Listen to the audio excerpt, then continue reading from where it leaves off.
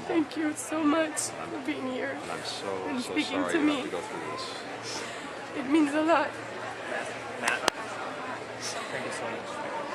Thank you. We're gonna go back I to admire your strength, and also telling your stories makes a big difference too. The world needs to know this. Thank you. Thank you. We're there with you. We're there for you. We see. Thanks. Thank you guys. Thank you. See you. Thank you. Thank you, sir.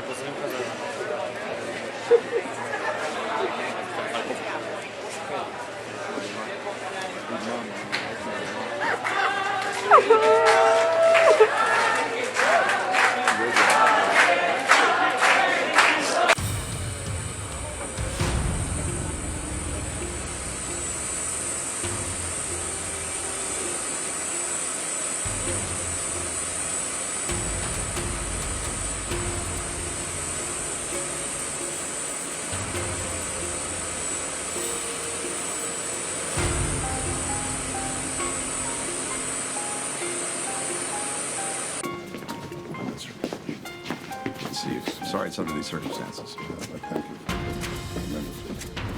Very much. We're here. We're not going anywhere.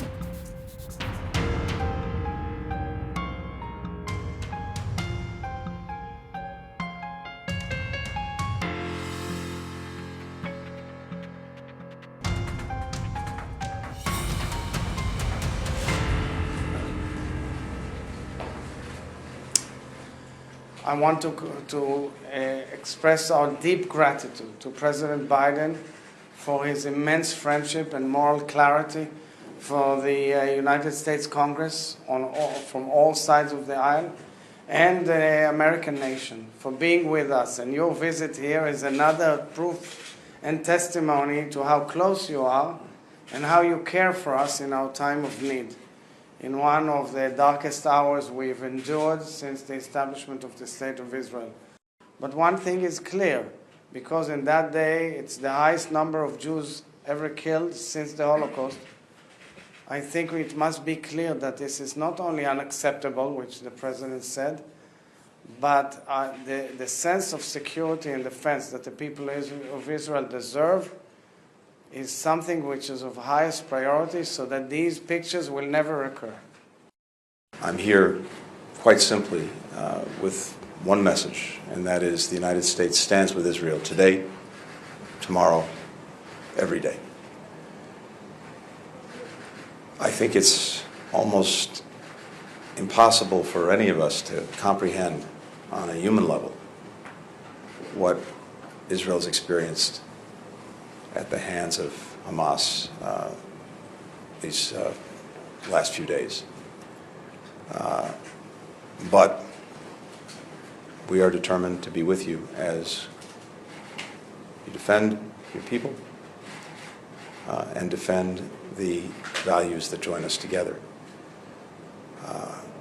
What we've seen, I think, will be very hard to erase from our minds and certainly our hearts.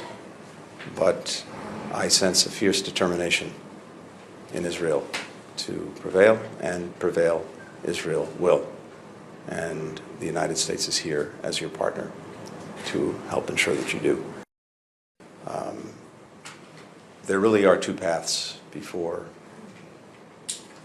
countries in this region, and in many ways countries in this world. But here, in the Middle East, there's the path of integration, cooperation, normalization, and equal measures of justice, opportunity, dignity for all peoples, including the Palestinians. Or there's the path that Hamas has shown to the world these last few days: terror, destruction, nihilism. A path that leads to nowhere for anyone, except to the darkest places in our souls. So the choice is clear. We're together, and we will walk down that righteous path together. That's what all of our people are looking for us to do. Thank you. Thank you. Thank you very much. You go first, you and I here. Do you want another handshake?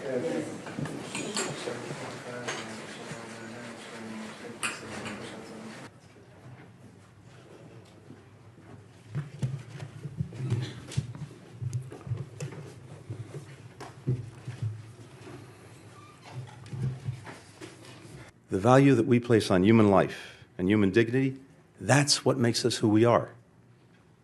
And we count them among our greatest strength. That's why it's so important to take every possible precaution to avoid harming civilians. And that's why we mourn the loss of every innocent life. Civilians of every faith, every nationality who've been killed. Tragically, the number of innocent lives claimed by Hamas's heinous attacks continues to rise. Among those, we now know that at least 25 American citizens were killed. We join families in Israel, in the United States, around the world, in mourning their immeasurable loss. The people of Israel have long and rightly prided themselves on their self-reliance, on their ability to defend themselves, even when the odds are stacked against them. The message that I bring to Israel is this: you may be strong enough on your own to defend yourself, but as long as America exists, you will never ever have to. We will always be there by your side. It's the message that I bring with me to our discussions today, and it's what I'll affirm when I meet with the members of Israel's newly formed national emergency government. We welcome the government's creation and the unity and resolve that it reflects across Israel's society.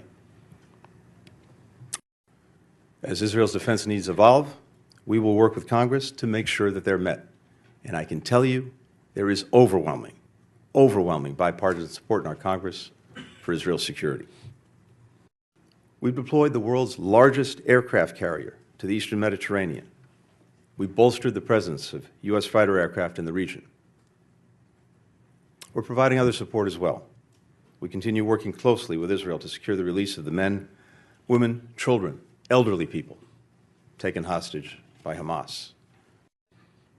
We know Hamas doesn't represent the Palestinian people or their legitimate aspirations to live with equal measures of security, freedom, justice, opportunity, and dignity. We know Hamas, instead of promoting the well-being of its citizens, rules repressively and dedicates the resources it has to terror tunnels and rockets. We know Hamas didn't commit its heinous acts with the interests of Palestinian people in mind. We know Hamas does not stand for the future that Palestinians want for themselves and for their children. Hamas has only one agenda: to destroy Israel and to murder Jews. Thank you very much.